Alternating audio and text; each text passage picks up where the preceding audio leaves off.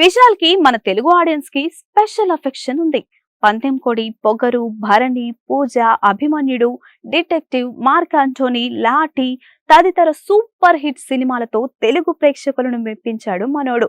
కాలీవుడ్ లో స్టార్ హీరోగా వెలుగొందుతున్న అతనికి తెలుగులోనూ భారీగా ఫ్యాన్ ఫాలోయింగ్ ఉంది. అతని లాస్ట్ సినిమా రత్నం. అది కూడా లాస్ట్ ఇయర్ రిలీజ్ అయింది. గత ఏడాది రత్నం సినిమాలో చివరిగా కనిపించాడు విశాల్.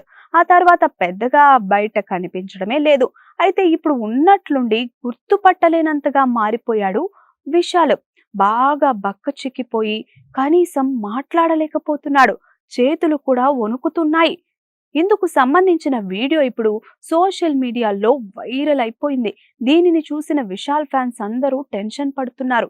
విశాల్కి ఏమైందో అనని తెగ కంగారు పడిపోతున్నారు. రత్నం తర్వాత మరి ఏ సినిమాలోనూ కనిపించలేదు విశాల్.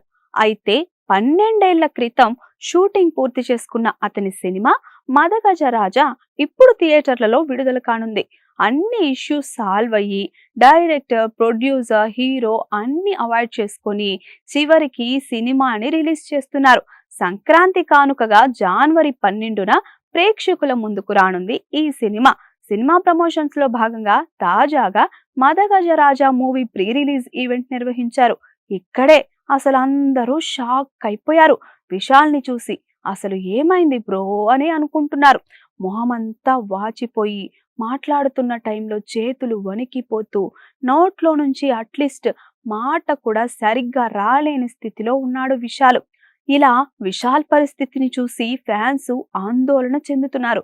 అయితే విశాల్ తీవ్ర చలి, జ్వరం, జలుబుతో బాధపడుతున్నాడని తెలుస్తుంది. అయితే నిజంగా చలి, జ్వరమేనా లేదా వేరే ఏదైనా సమస్య ఏమైనా ఉందా అనేది తెలియాలంటే విశాలో లేదో అతని టీమో స్పందించే వరకు వెయిట్ చేయాల్సిందే. Please subscribe to the channel and download the Politicos app from the links in the description.